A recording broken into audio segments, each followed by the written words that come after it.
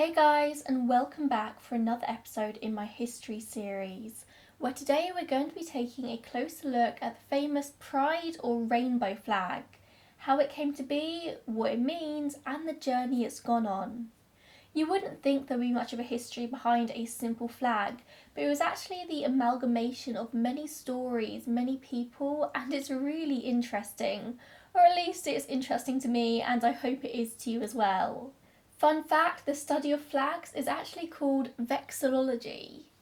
The rainbow flag is a symbol that connects an entire community. It's the sign of acceptance and a safe space. Just the other day, me and my girlfriends were walking around London looking for somewhere to go for drinks in the evening. We walked past a bar with a rainbow flag flying above the door, and we chose that place to go for a drink because it's a symbol that we'd be welcome. The rainbow flag is so much more than a picture to shove in a t-shirt and sell during Pride Month. I mean, in Pride Month every year, every single corporation is flying these pride flags. You walk into Primark or pretty much any shop and you find a wall of rainbow clothes. You'll struggle to find a company that doesn't currently have a rainbow version of their logo as the profile picture. Most of this is just performative, of course, whilst these companies are doing very little to actually help the LGBTQ+ community. But the ever-evolving pride flag actually does mean something. It was made on purpose, every aspect was thought through. This message transcends the last few decades. But before we get into the video, I want to thank today's sponsor, Ava's Manor. Ava's Manor is a fun and addictive phone game in which you play levels of solitaire tri-peaks to earn stars to progress the story. Ava Mendez is a mystery writer whose life is flipped upside down when a long-lost relative disappears, leaving her with a manor house on the brink of demolition and a mystery to solve. The more stars you earn through the solitaire, the quicker you'll find out what really happened to her uncle, and you get to renovate the rundown manor whilst you're at it. For someone like me who lives on Pinterest and loves interior design, this game is my favourite right now. It has tons of decor and furniture options to choose from. You can decorate each room to your style, or you can mix it up a bit, expressing your creativity. I really love a game with a storyline as well as just, well, the game. And when it involves a bit of mystery, you know that I'm going to be all over that. I get so many offers for game sponsorships and I turn 99% of them down, but this game I was immediately hooked and decided I had to share it with you guys. Ava's Manor is fun for everyone. The levels aren't impossible or overwhelming. It's very simple to learn how the game works, and it's just a great way to wind down after a long day whilst also keeping that brain sharp, working both the left and right sides of the brain. So if you fancy trying out a brand new game, then Ava's Manor is free to download using my link below. Make sure you go and check it out. I don't know if you guys can hear this, but there's actually torrential rain outside. Like, I've been waiting about 4 hours to film this video and the rain just hasn't let up, so I've just decided I've got to film. So if you can hear just rain or something in the background of the audio in this video, then that is why. Sadly, I cannot control the weather and I live in England, so rain is something I have to contend with. So our story of the rainbow flag began back in the 1970s with two men, Harvey Milk and Gilbert Baker. You've probably heard the name Harvey Milk before. He's a very prominent figure in queer history, who I do one day intend to do a full video on, but here is a brief-ish synopsis of his story. Born in May 1930, he was from Long Island, New York, and he knew he was gay from a young age, certainly from by the time he started high school. After school, he went to the New York State College for Teachers, where he studied maths and history, and eventually graduated before enlisting in the Navy. By 1955, he resigned from the Navy after being questioned about his sexual orientation, so he heads back to New York, where he has a number of different jobs. Teacher, he has a job on Wall Street, he's a production assistant for Broadway musicals, and it's in this Broadway world that he becomes more involved in the LGBT community of New York, eventually coming out of the closet and getting involved in politics and advocacy. In 1972, he decided to move across the country to San Francisco, where he opened up a camera store on Castro Street, which is in the centre of San Francisco's thriving gay community, which he dived into headfirst. Harvey was a popular guy and quickly becomes one of the city's leading activists. Just under a year from his arrival in the city, he announced that he was running for the San Francisco Board of Supervisors, which was particularly brave for an out gay man. He had little fear and he didn't get the position, but from this his name was kind of out there. In 1975 he ran again for the San Francisco City County Supervisor seat and lost again, but his close friend Mayor George Moscone appointed him instead to the city's Board of Permit Appeals, making him the first openly gay city commissioner in the United States. And then in 1977 he finally won his third bid and got his seat as a San Francisco City County Supervisor, which made national and international headlines. This was huge. He represented the people of San Francisco as a whole, of course, but this was a huge milestone for LGBT people. He intended to reform gay rights, establish daycare centres for working mothers, convert military facilities in the city to low-cost housing, and attract industry to the deserted warehouses and factories. He wanted people to feel safe in the city that he loved so much, and he had this huge platform to speak out about the plight of his community. One of his most famous speeches said, "Gay people, we will not win our rights by staying quietly in the closets. We are coming out to fight the lies, the myths, the distortions. We are coming out to tell the truth about gays, for I am tired of the conspiracy of silence, so I'm going to talk about it. And I want you to talk about it. You must come out." He was a successful politician and was generally well liked by everyone. One of those people was Gilbert Baker, who had first met Harvey Milk in 1974. Gilbert Baker was an artist and gay rights activist from Kansas, born in 1951. Like Harvey Milk, he would go on to serve in the army and was stationed in San Francisco as a medic. He was an openly gay man and a drag queen, and he had to teach himself how to sew because he couldn't afford to buy new clothes, the gowns and costumes a drag queen needs. This hobby would come to serve him very, very well, becoming known around San Francisco for his craft, and soon he was sewing flags and banners for protests and street marches, gay and anti-war marches. It was through this that he would meet Harvey Milk and the two would strike up a friendship. Gilbert would be inspired by how open Harvey was, by his calls for gays and lesbians to be open and proud. I want to say now, because I know if I don't I'll get somebody jumping down my throat, I know not everyone is able to safely come out or even want to come out, and that's okay. I mean, it took me until I was 25, 26. But Harvey Milk called for people to be brave and come out. He believed that that was the best thing for the movement, that the more people who were visibly gay, the faster the movement would grow. It was a different time, the movement was beginning, public awareness of gay people just existing and thriving was one of the most important things. That's not to say you should come out now just because Harvey Milk said so, but that was his stance at the time. During this time, the 1970s, the two main symbols that were used by the movement to denote gayness were the Greek letter lambda, which was just a bit obscure, and a pink triangle. Just like the yellow star for Jewish people, the downward pointing pink triangle had been used by the Nazis to identify gay men and force them into concentration camps. Lesbians were identified via a black triangle along with sex workers. Both were thought to be asocial. The United States Holocaust Memorial Museum estimates that 100,000 gay men were arrested by the Nazis in World War II, and up to 15,000 were placed in concentration camps, where they were treated as the lowest of the low in the camp hierarchy. Although homosexuality had been illegal in Germany since the 1800s, nobody really cared that much until the Nazis took power. And then after World War II, the country continued to uphold this hatred.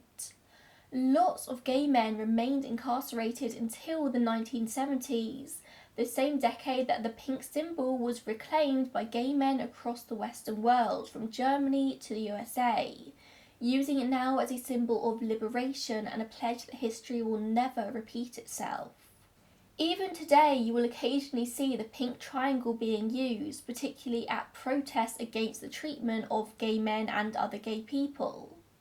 Protests held outside the Russian embassy in London in April 2017 against Russian treatment of gay men were littered with pink triangles.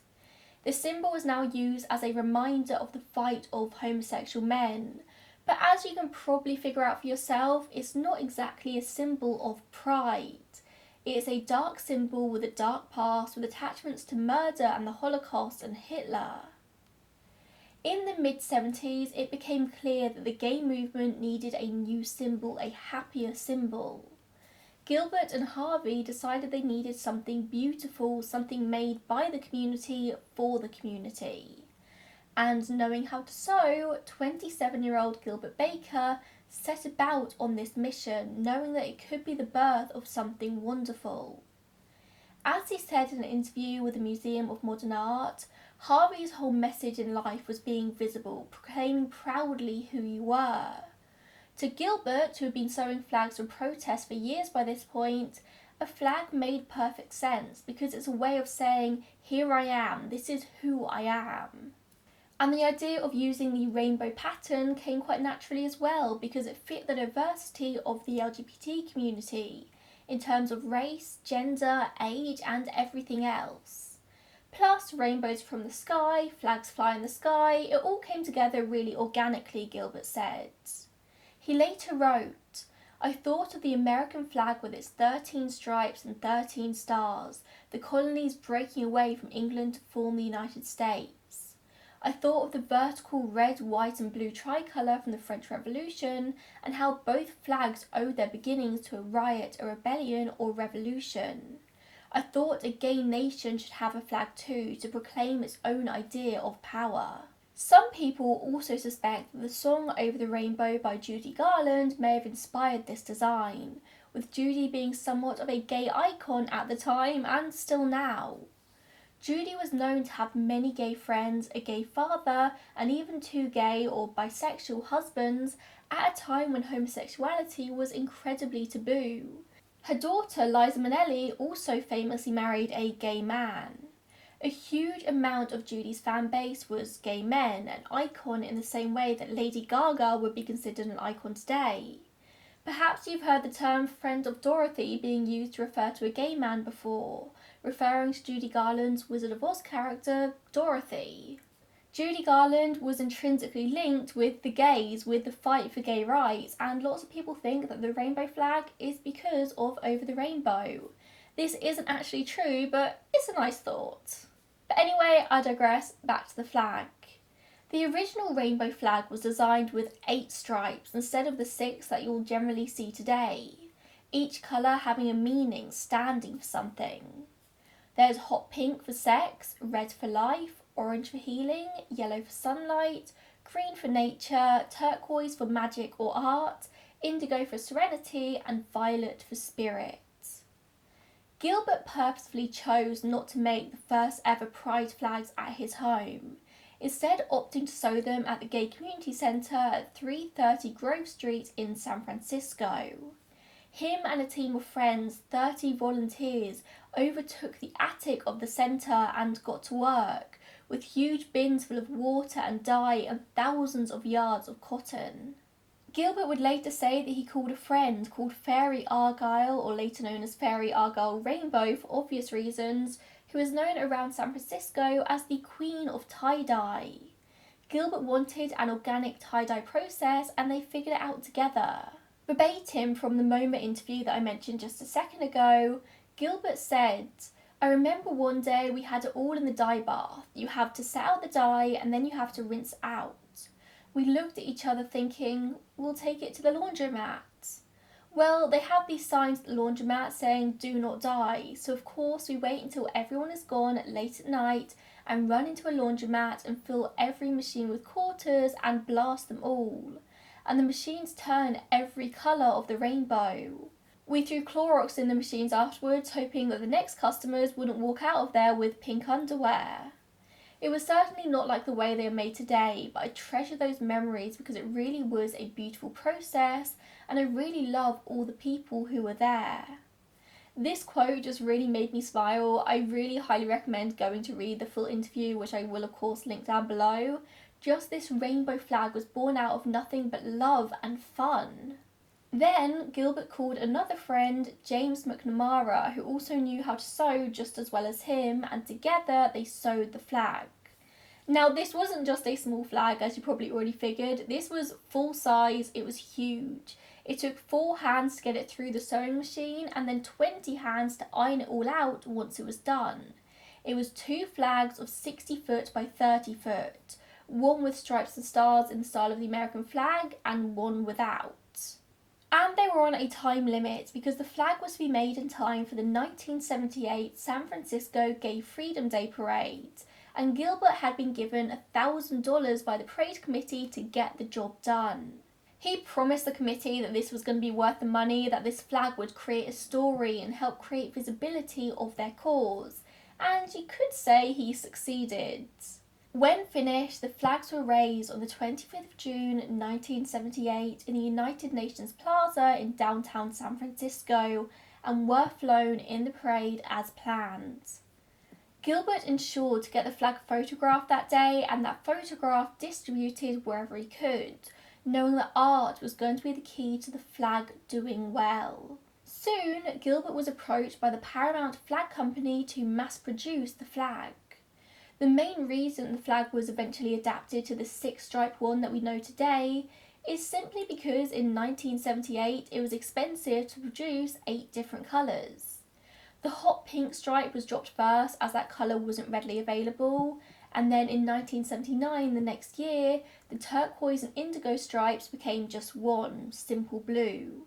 This is because the Freedom Day Parade that year wanted to split the flag in half to sort of hang down both sides of the street. 7 didn't split evenly, but 6 did. But before all of that happened, something happened which skyrocketed the popularity of the flag. Harvey Milk was assassinated alongside his friend Mayor George Moscone. This was the ultimate hate crime at the time. The murder was meant to silence the gay community by silencing its biggest voice. This was a warning. But it actually had the opposite effect.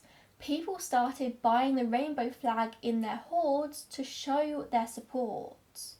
Now, over the years, there's obviously been a lot of controversy over the flag, with businesses being boycotted for displaying it and people being evicted from their homes, all kinds of things like that. As much as the flag is a wonderful symbol of who you are and your community, it can also make you a target for hate crimes and discrimination. It seems the flag didn't really hit mainstream use until 1994, which just so happens to be the year I was born. There feels to be like a nice serendipity in that. That year, Gilbert actually moved from San Francisco to New York City, and he created the world's largest flag at the time in celebration of 25 years since the Stonewall Uprising. This was a mile-long rainbow flag. It seems that this might have been where the use of the flag really became globally known.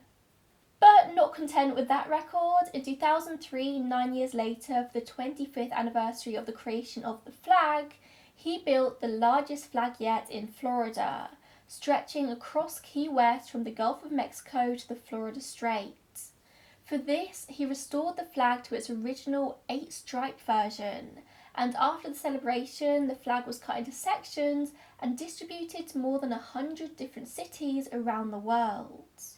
In response to Trump disrespectfully holding an upside-down rainbow flag on his campaign trail in 2016, despite having Mike Pence as his running mate who was infamously anti-gay, Gilbert actually created a 9-stripe flag with a lavender colour stripe added for diversity. People modifying the rainbow flag really isn't anything new, and Gilbert himself reinvented it multiple times over the years. Some people seem to get really offended by newer flag designs, but even the flag that some people cite as the original one, the 6-stripe flag, isn't even the original one. Times change and symbols change alongside. In 2017, the city of Philadelphia released a new flag design featuring brown and black stripes to highlight people of colour within the LGBTQ+ community. This was in response to a series of complaints against queer bars in the city who had denied entry to people of colour. Despite public outrage over this, friends of Gilbert said he would have loved it. And then, of course, there's the most recent reinvention, the so-called Progress flag, a standard 6-striped flag with an added chevron across the hoist, featuring black, brown, light blue, pink and white stripes, representing people of colour, trans individuals, and those who have been lost to HIV/AIDS. You'll see this version of the flag being used fairly often now, and I actually even saw another version with an added yellow triangle and purple circle to represent the intersex community. From what I've learned of Gilbert whilst researching this video, I have no doubt that he approves of every version of his flag. The 2 original flags were stored at a now closed LGBT centre where one was eventually stolen, and for decades they lost track of the other one as well. It sustained water damage at some point and it was all mouldy, so Gilbert cut off the damaged portion and kept the rest. But then it disappeared and no one knew what he did with it. Gilbert Baker died in his sleep aged 65 in 2017, and it was assumed that the location of the remaining flag had died with him. Upon his death, all of his belongings were sent to his sister in Texas, and one day she receives a call from a Charlie Beale of the Gilbert Baker Foundation. Charlie Beale was just looking for a big rainbow flag for an event that he was organising and figured that Gilbert probably had one lying around. He had lots of flags. So his sister pulls out a flag in a big box in the garage, and it was clear that it had all been cut, and Bill was actually really disappointed. But regardless, this flag was used at the event, with marchers carrying it at New York Pride in 2019. But then one day, somebody who had helped make the original flag called Bill and asked him if he knew what happened to the fragment of the original flag that Gilbert had. Bill quickly realises that he has that very fragment in his closet. The flag that he was disappointed had been found all cut up and gross was actually the original one, and this was later confirmed by a vexillologist, a flag expert. The grommet, stitching and dye on this flag fragment all confirmed that the flag had come from the Paramount Flag Company in San Francisco in the 1970s, where Gilbert had worked at the time.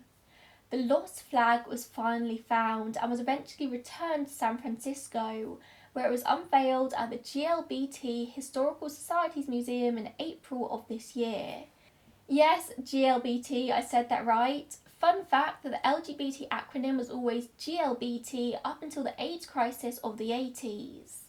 In honour of the lesbian community who stood by gay men and cared for them when no one else did, the acronym was flipped. But some do still use the original acronym, mostly in historical contexts.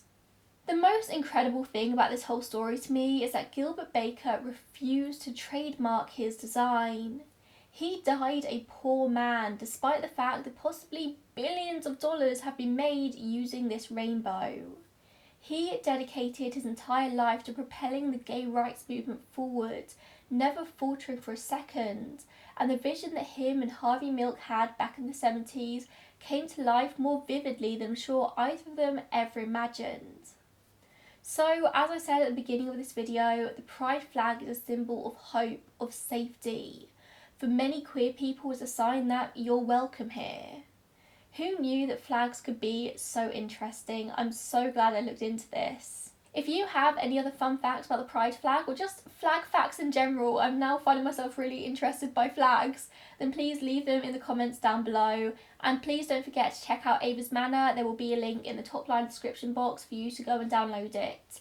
Thank you so much for tuning in today, and I will see you in the next one. Bye guys.